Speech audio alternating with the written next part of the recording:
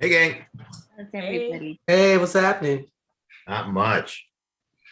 Another day. Another Zoom. Another Zoom. Zoom.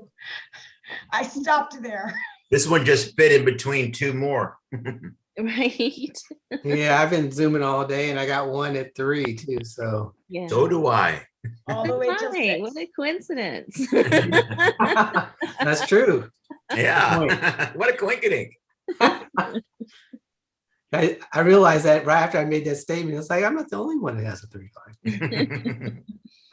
So we'll let's go ahead and get started because I know that we want to try to give everybody a little break between this meeting and the next one. So I'll kick things off by calling the meeting to order. And since this is a formal meeting, I guess we should have a roll call. Don't you have to make a Brown Act statement and everything? Yeah, well, first of all, that lends itself to a good question, Steve. Happy to withdraw it. Have we been doing that? Well, this is the first official Brown acted subcommittee meeting we've had. So, but my first question is, it says here that I'm the chair, and I'm still trying to figure out when did that happen? So we can take a formal vote if you want, Chappie. We're going to end up in the same place. Second. I move that Chappie is chair. We have a second from Mr. Preminger. Hi. Aye. Any opposed? Motion carries. Congratulations, chair. Now you're up. It's official. I love the process. So Rania, just first of all, I hate that process, but Rania is she said I'm in the meeting as visitor. Yeah, she's under the attendees. Okay, so Auden, is it possible for you to?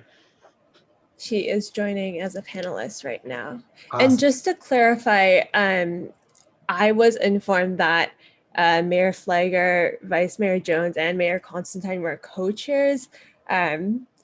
I had to update the packet several times because I was told different things by different people. Auden, No. I can explain what happened.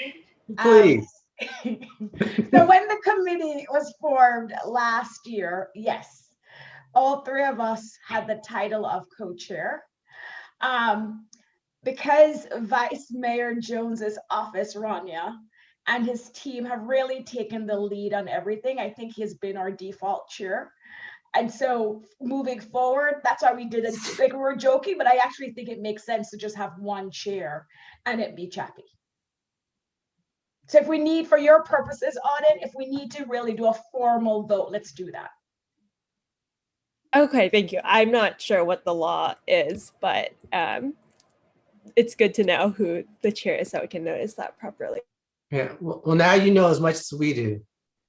So I guess we can make it a formal. So as the, I guess, acting chair, I'll call the meeting to order. And I guess since this is a formal Brown acted meeting, I guess we should have a roll call. Okay. Jones? Here? Jones present. Flagger? Here. Flagger present. Constantine? Present. Constantine present. Abakoga? Here. Sorry. Abakoga present. Klein is absent, and Sayok is absent as well. We have 4 members present and a quorum. Okay. So Now, just a quick question. Aren't I on the committee too? yes, you are. So Are you an ex officio or voting member in this case? well, He is a voice. He I would be a assume I'm a voting regular. member. Yeah, I think I got voted in. Yes. Okay. Don't question my bona fides too much because I can easily be washed away. No, he's legit. He's part of the team, Ryan. Okay, Not well, I elected. apologize. Well, No. then Preminger Here. is present. Okay, thank you. Yeah, sorry, Steve. I missed her not calling your name. I'll take the bullet on that one. Okay, so do we need to officially make me chair against my wishes, or do we just keep rolling? Any guidance? Anyone? I mean, think rather maybe- than we not discuss it, I second the motion to have Chappie be chair, the motion that Rich made earlier. Okay, so that means, Steve, you're not going to get a Christmas card, but go ahead. It's also not on the agenda, so I don't know if that's an If issue. this is a Brown Act, we can't really It do is that. an issue. So it is Okay. an issue, Auden. So Chappie, I do think it makes sense for you to just run the meeting as a co-chair. Okay, And then we'll properly notice and handle it also at the board level. sounds like a plan. Yeah, having this meeting as a Brown Act meeting is really changing the dynamics of how we do it. So, Maybe next time you won't call a meeting. There you go. All right, so the first is item 1A, which is membership. It's just really it's on there just to ratify the existing membership and membership structure. We're going to operate as a Brown acted committee with all of the members who are currently on the roll. And if there's no other changes or modifications to that, I don't know, Auden, if we need to vote to make that official or just keep moving. Kind of need some guidance here. It's not the subcommittee that would establish the membership. I think this is just acknowledgement, because remember, it's at the board level that we do the committee composition. Mhm. So I don't think this is to establish the membership. Yeah, and I don't think we need to get in the weeds here. I mean, we're just here to conduct business. So I think we can just go ahead and move forward.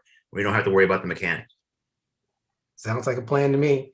All right, well, let's just move forward then. So 1B, the scope. So we've had input and have accepted input from the committee, the previous structure of the committee, which was me, Rich, and Nisa.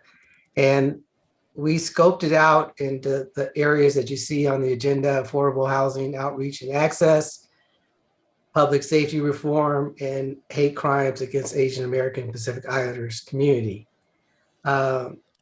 If there's any thoughts, input, change of direction from the committee, now is your time to provide that input. Nisa? Thanks, Chair Jones. I don't know if this would fall into one of the three areas under the scope, but after hearing Ahmad Thomas last night, I really think it would be great to maybe partner with him on something. I mean, affordable housing is one of the initiatives he mentioned, but also, getting more minorities on boards, on corporate boards. It's something we could also endorse and get behind. So what I'm proposing is we either create a fourth item that would allow us to partner with SVLG, or maybe within one of the three areas we already have, maybe one of his initiatives already fits in. Okay. I think that is an excellent idea, Nisa. Any other thoughts on that, or any other? Is Mariko an attendee? She just sent a chat. I will She promote is her. not an You bring her attendee. in? Oh, no, there she Oh, is. she is. Yes.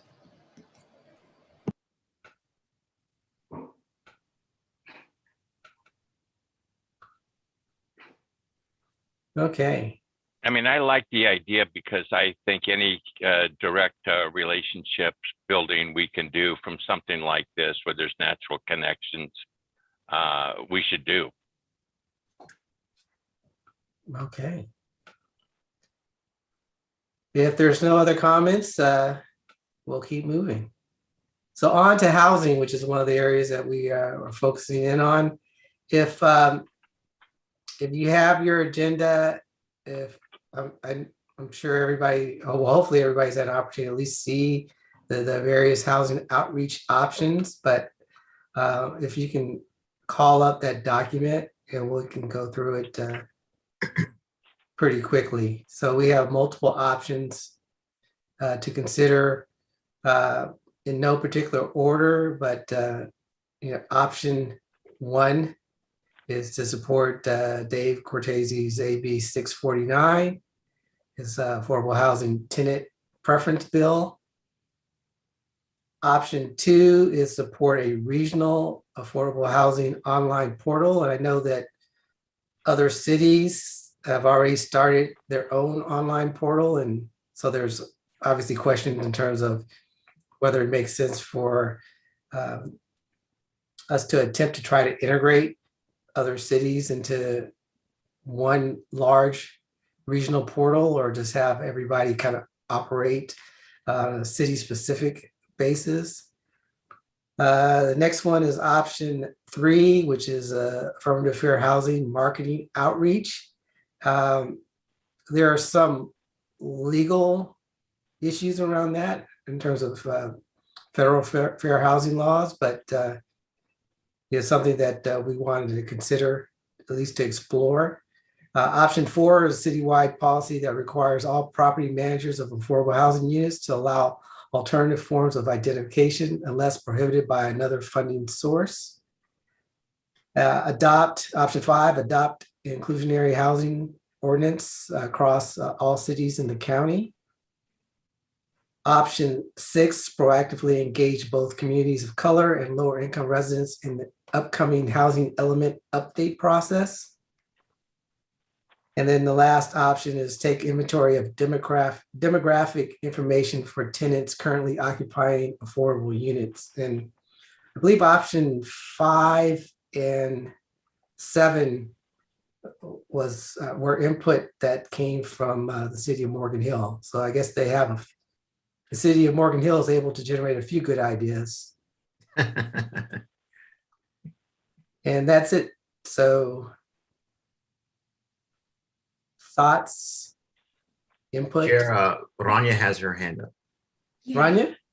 Yes. I just wanted to note that we have Benna Chang here from our city to talk about SB 649. Can give us a little bit more context.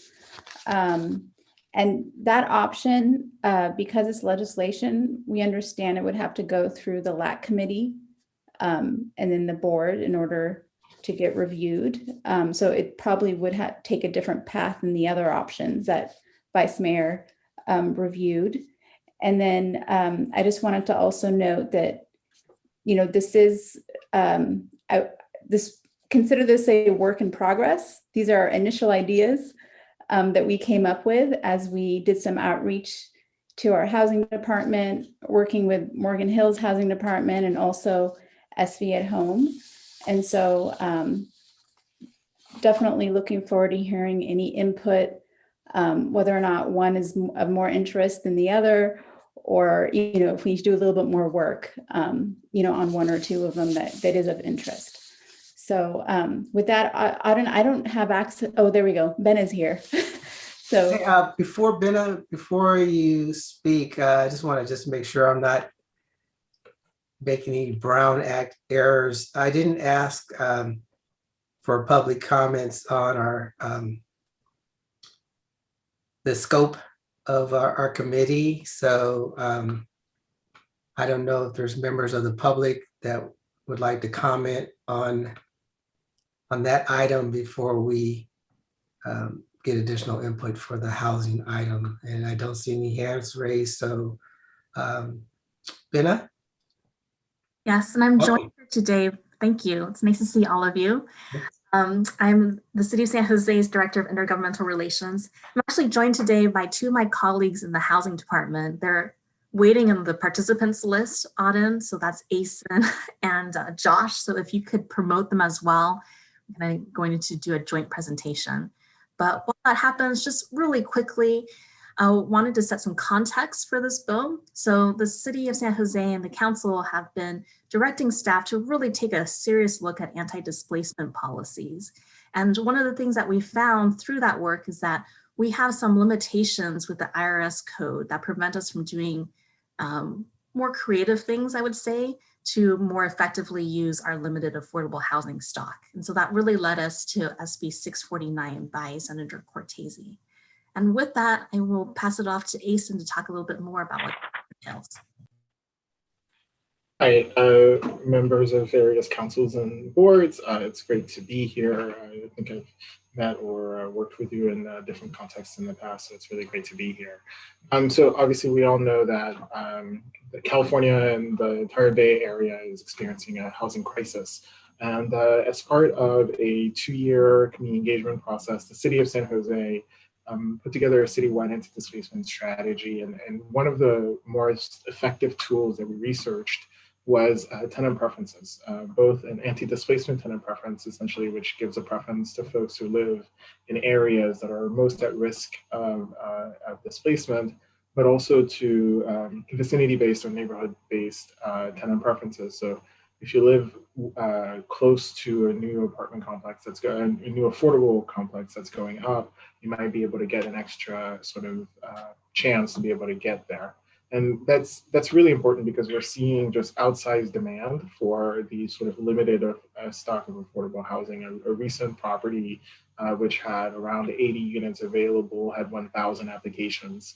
And so we kind of understand that the odds really are not in most people's favors. And so this gives certain specific populations just a little bit of an extra chance to be able to get affordable housing.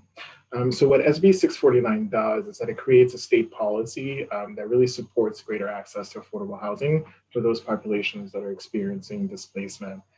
It's really a technical change that tries to align tenant preferences with existing Internal Revenue Code requirements, really trying to make sure that affordable housing developers have a peace of mind to be able to move forward with the financing that they need in order to be able to lease up their projects in a way that really helps to stem displacement. And so it really tries to address 4 different things and really has 4 different benefits. One is addressing displacement in our community.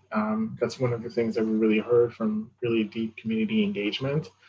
Second, reducing that displacement, I think, will reduce greenhouse gases and really increase family time. Because currently what we're seeing is that people are just moving further and further away. They're driving until they qualify, essentially, right? Or driving until they can afford it. And then lastly, we really think it's a really great tool in order to reduce opposition to affordable housing development and really help to enhance the predictability of development, especially for affordable housing developers who are having to sort of deal with a lot of different pressures when new affordable housing projects are being built. And then lastly, we want to make sure that this policy stays in keeping with state and federal fair housing laws. And we want to make sure that this policy, does everything that we can to help make sure that we're keeping folks in place or keeping folks who live in certain communities in those communities, but also at the same time, make sure that there's still an opportunity for housing choice, and make sure there's still opportunities for folks to move to higher opportunity areas. So yeah, we really hope that, that the Cities Association will support it. Great, thank you. And I'm open to any questions. Are there any questions? All right, well, thank you for that presentation, and that was very helpful, good information. Any thoughts? Do we want to tackle all 7 options? Focus on 1, 2, or 3? It'd be very focused, or what's Vice Mayor Jones. Yes. I'm Yes. sorry. Would it be appropriate for me to make a motion to recommend that LAC considers this bill, SB 649, Obviously, LAC could take it up on its own, but for our Racial Justice Committee to actually recommend that they consider it, I think would be good. Okay, yes, I think it would be appropriate to make that motion. So moved. Second. And I'll be happy to second that. All right, actually, I think Rich beat you to it. Oh, sorry. Go ahead. And Doesn't matter. so Auden, there's no other comments on that. Can we get a roll call vote, please?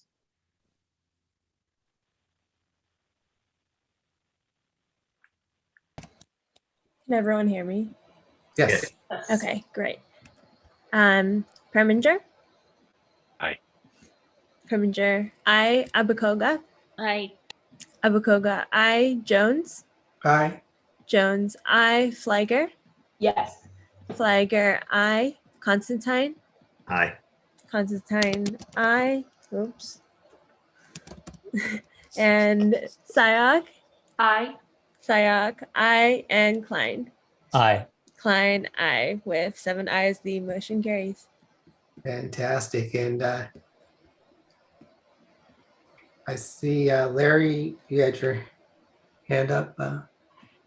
Yeah, so I was Fine. one thing I was definitely going to bring up is exactly that's the I think it's important that LAC, we shouldn't be making any recommendations. It's kind of the separation of the different subcommittees, and I think that is important. As far as the affordable housing online portal option 2, and I haven't seen so is the regional portal, and this is a question to staff, is the regional doorway collaborative portal right now actually include San Francisco, Alameda, and San Mateo counties all in one, and Santa Clara is one of the only ones left out? Is that true? I don't know, Josh, or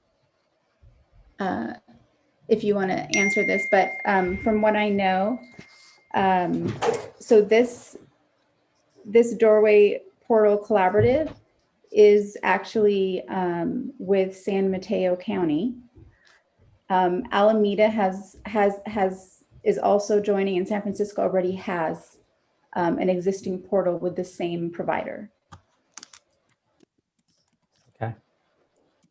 I just wondered because I hadn't seen the collaborative portion. So okay. Yeah, this is fairly new. It was approved by our council about 2 weeks ago.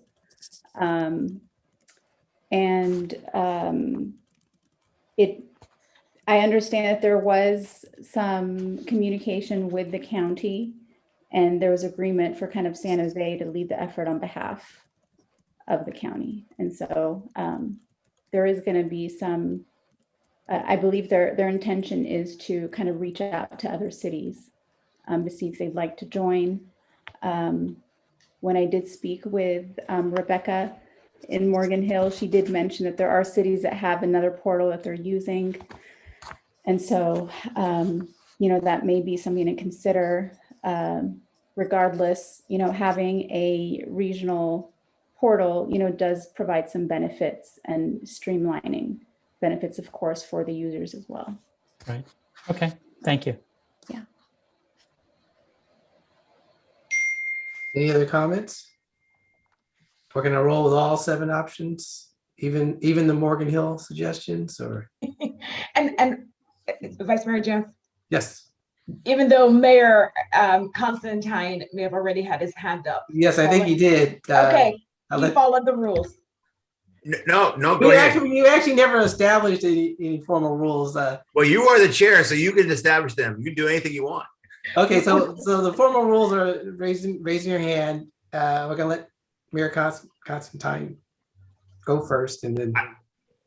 Okay, thank you, Chair. And thank you, Nisa. I just was wanting clarification on really what is our goal here to discuss. I mean, is it just to discuss all the options? Because as I think we've found, there are other cities that are doing things, and that's one of the reasons why I suggested that Morgan Hill kind of give their ideas, because other cities are doing things. So I just want to get a better indication of really what is our goal for today's meeting. Yeah. And So Nisa's nodding her head, so I think I hit it. Yeah, so yes, I think you did hit it. So the goal, particularly in this particular section, is to go through the options that have been proposed and, you know, make a decision on ones that we want to pursue or move forward with, ones we don't, or, you know, add additional ones. So really just to have a clear understanding as we move forward in terms of what this committee wants to focus in on. And go ahead, Nisa. Thank you. And just to follow up on that, so thanks for that clarification. And that was the first part of my question, Mayor. The follow-up would be then on the specific item, and maybe this is for Rania. What would be our role here with regards to this item? So for the online portal, I think for any of these items, it's really to identify like which one of these do you want to pursue and eventually bring forward to the board for review and to take a position. There is one suggestion I have, and that is because we have a planning collaborative and we're interested in getting feedback from our cities, one option is to share this with the planning collaborative and kind of get their feedback as to what has some potential and kind of where cities are at with some of these suggestions. I know that Andy did forward it to them and we just have not heard back from them.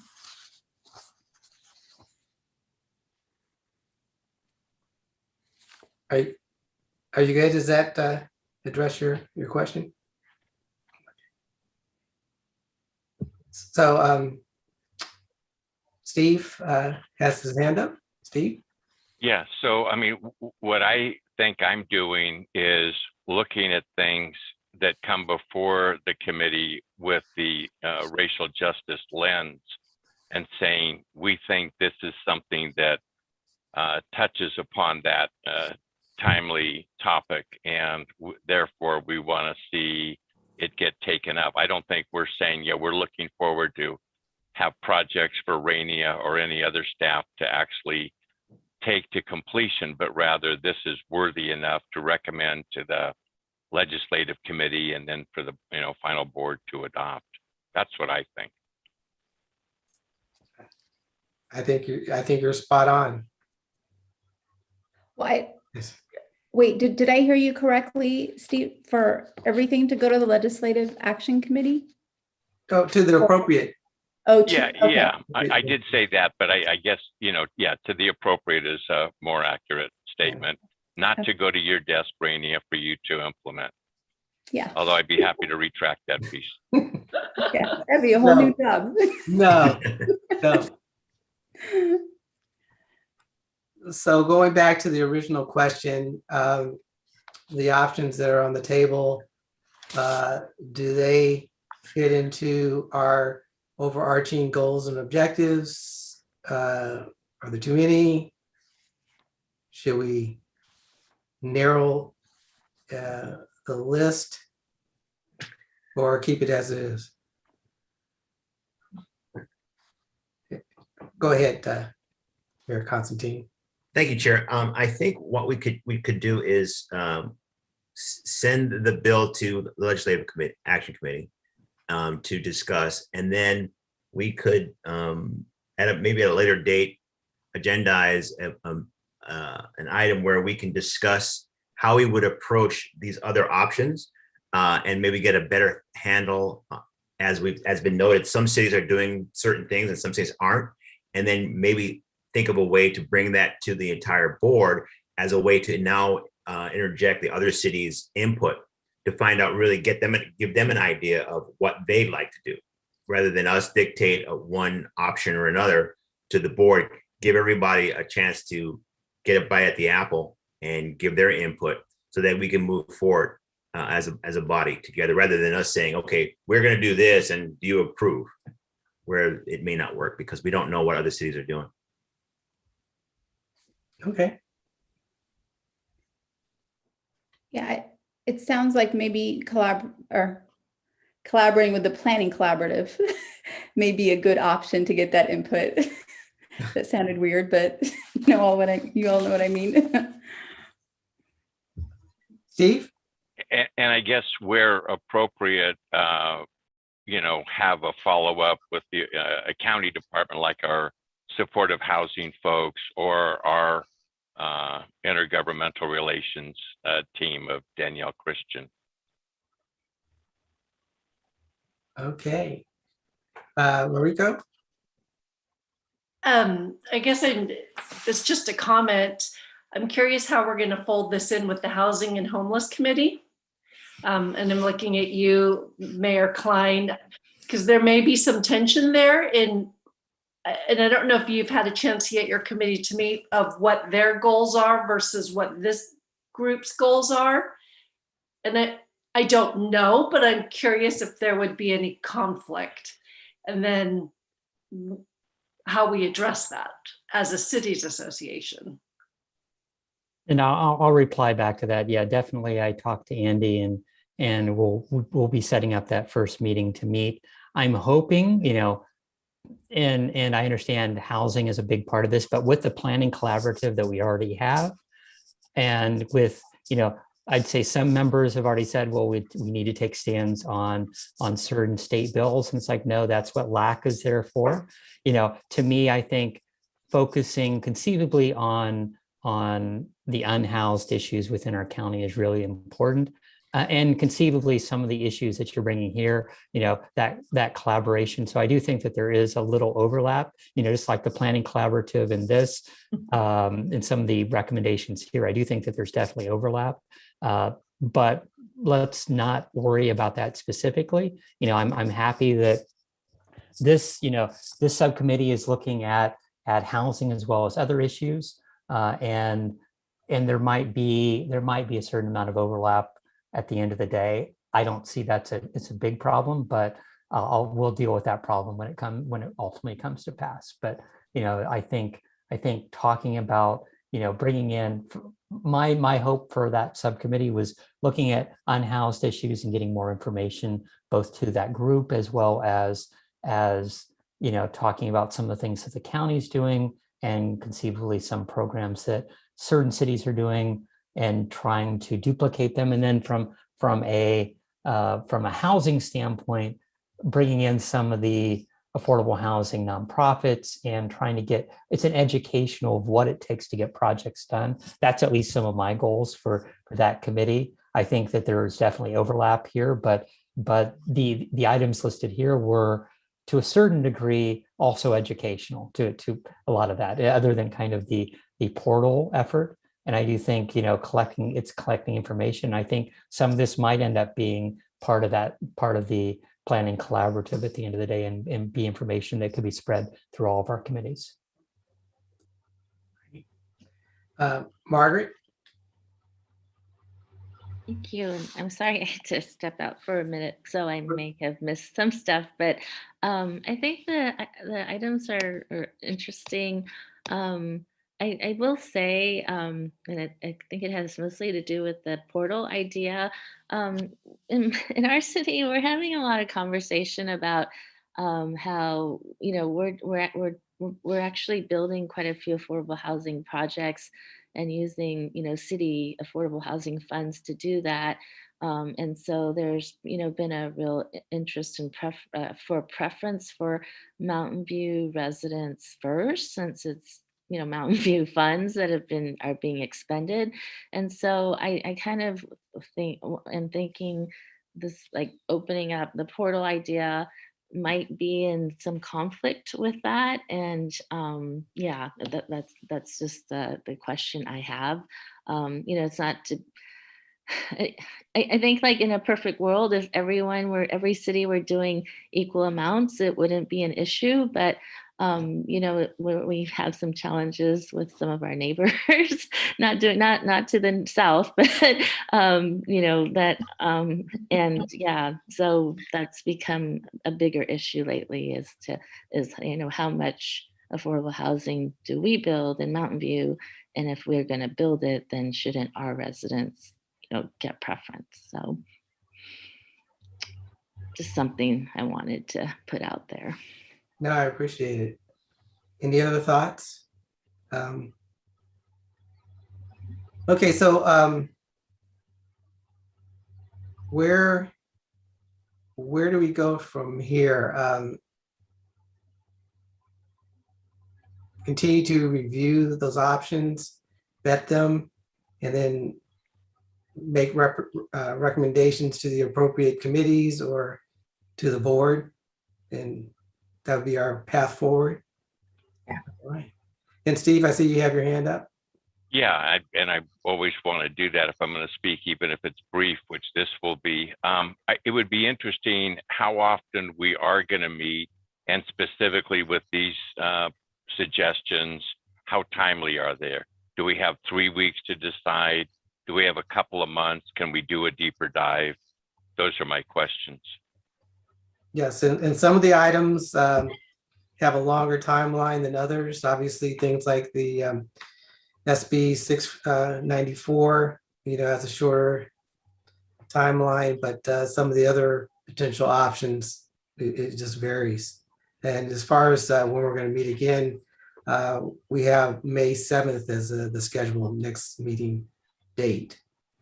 Which is also the date of your executive board meeting. So, Nisa? That works out well, Rania.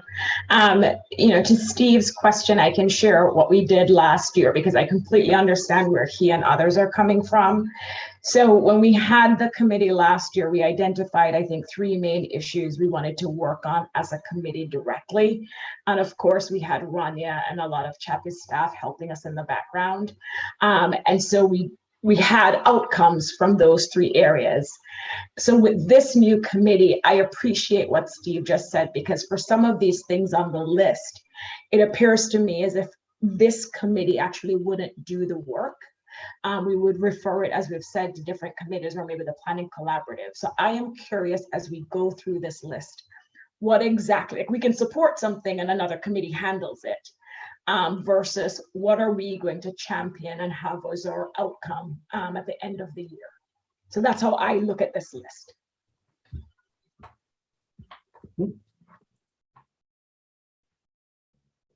Well, I could tell you that, Nisa, that the way I was approaching this is identifying options or areas that we can champion and push as a committee. I really like the idea of making recommendations to the appropriate body if it makes more sense for it to reside in that body. So that makes total sense. So it could potentially be a hybrid, for issues or policies that we can redirect us somewhere else. We should do that. And for policies that we can handle specifically within this committee, that's maybe where we should focus a lot of our efforts, time, and attention. Any other thoughts? All right, so we'll move on from there. I'll look to see if there's any public comments, and we have 0 attendees now, so that means 0 public comments. All right, moving on to public safety reform. We have engaged in conversations with the Santa Clara County Police Chiefs Association, and they were able to provide us with their feedback in terms of areas of focus. It's still being worked on and refined, so we are not able to share that specific feedback yet. We'll be able to do that by our next meeting, but we did hear some pretty significant feedback, and there are areas where I think we can identify that can be implemented across all jurisdictions, considering that they have various, needs and sizes and issues. And Rania, I don't know if I left anything out, but. yeah, no, I think you did well in summing that up. And I don't know how much, our new members to the committee know, but we had met actually with the police chiefs in January, and basically approached them and talked to them about how we can collaborate. I believe we were very well received. They were so happy to see that our electeds reached out to them. And so there was kind of a consensus to really focus on building trust within the communities collaboratively. And so Chief No, who's the chair of the association, asked all the chiefs to submit any efforts that they have done in relation to community engagement, accountability, and transparency. And so what we did is we compiled all the information. We have it all set up in a matrix for everyone to view and kind of look at some best practices. The chiefs are currently reviewing that, which is why we don't have it right now to share. But once that is reviewed, then we can go ahead and meet with them. Either Chief No may come to your future meeting, or we'll have the committee attend their future meeting to kind of discuss next steps and identify 1 or 2 priorities that we could focus on together. Awesome. Any questions on that? I don't see any I hands. support. Oh, go ahead.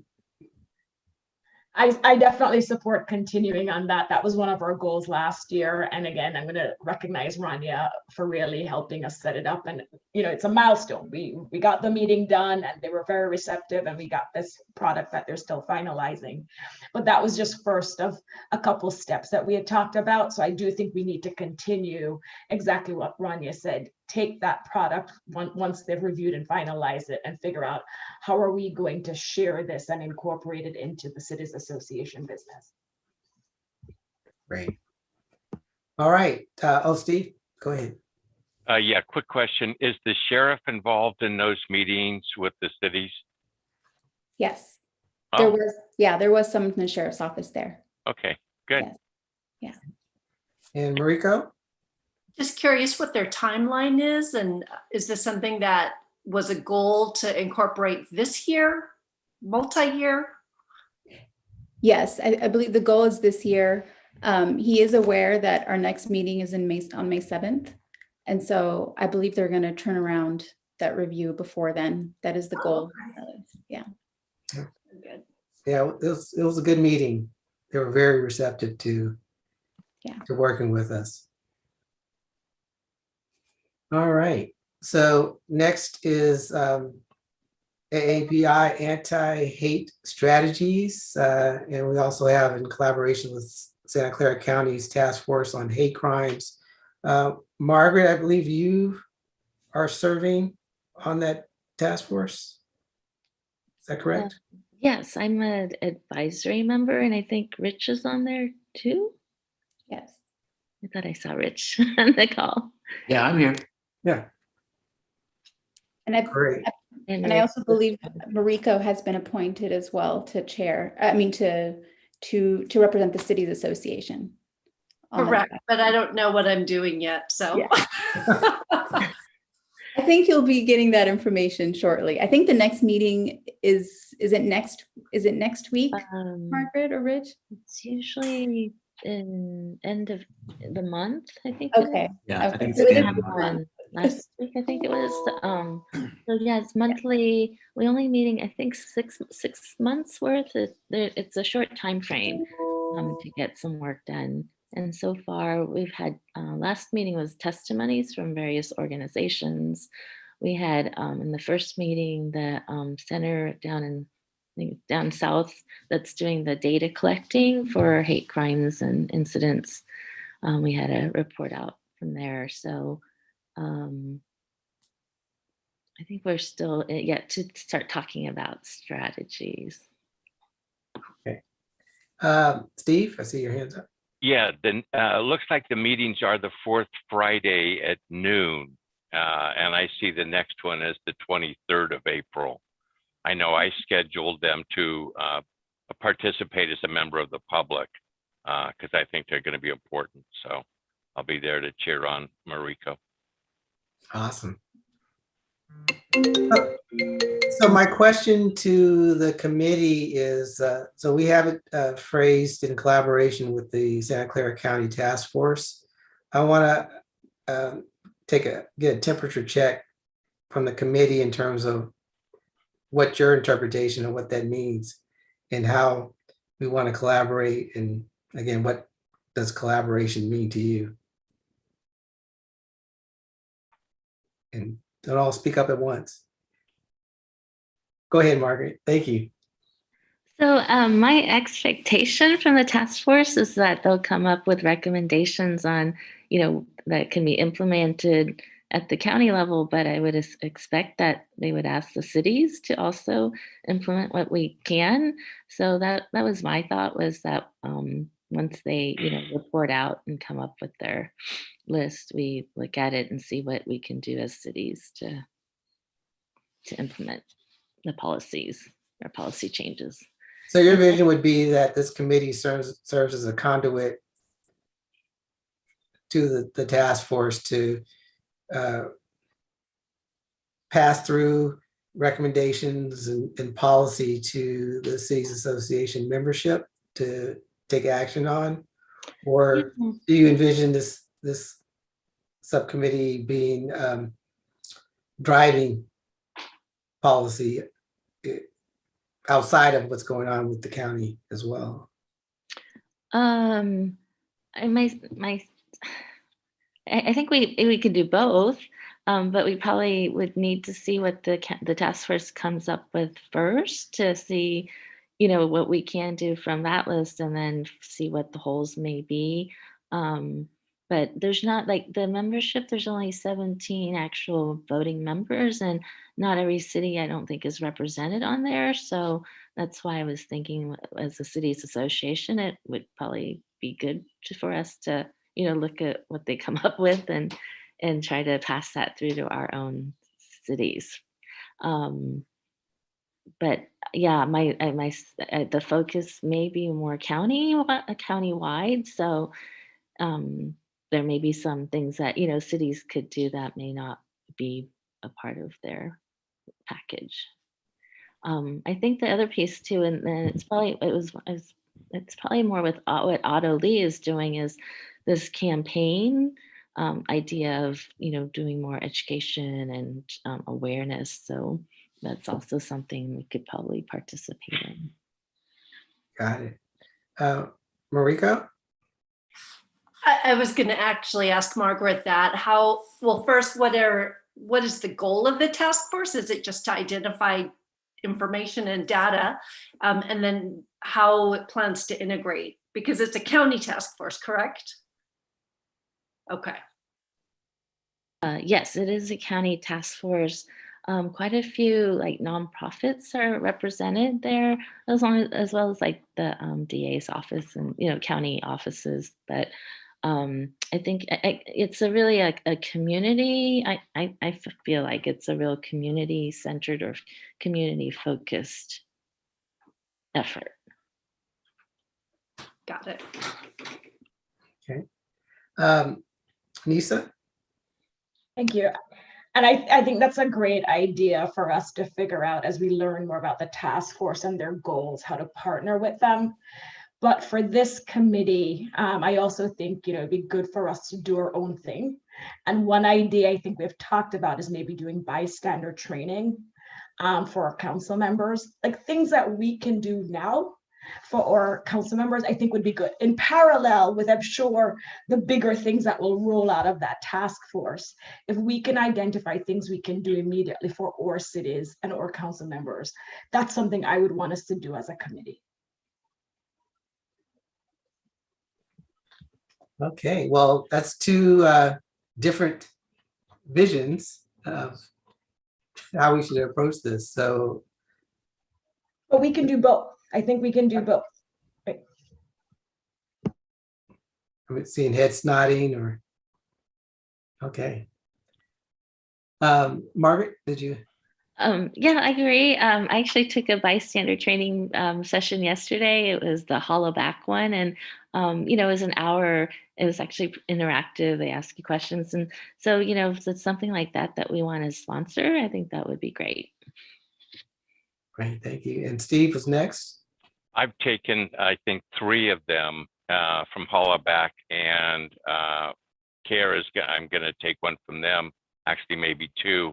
I just can't stress how helpful they are, and I would like every resident to be offered the opportunity to take it. I would love all 20,000 county employees to take it, because I think it's so applicable as well as consciousness raising. Got it. Larry? Yeah, and that's what I was going to say. You know, our city staff we're slowly cycling through our city staff through GARE training. And I do think that, you know, making that conceivably having a presentation to the cities association or coming through this subcommittee to at least talk about that process and how we get our staffs trained. I love all of our residents, you know, but I think, you know, the first thing I think is really important is to raise awareness on people that we have a little more control over and ultimately I think, you know, interact with our residents so much. And I think that's critical too. Fantastic, good input. I see that's all the hands are raised. I know we're coming up against our next meeting that some of us have, and I want to give everybody a break. So I'm just gonna just wrap it up by saying that we've captured all the input and all the great ideas and suggestions of this committee. So we will capture that and send that out. There's no members of the public who want to speak, and if there's no last final comments in the next 1 minute, I don't see any hands raised. I will adjourn the meeting. Thank you, everyone. Good job. Thank you.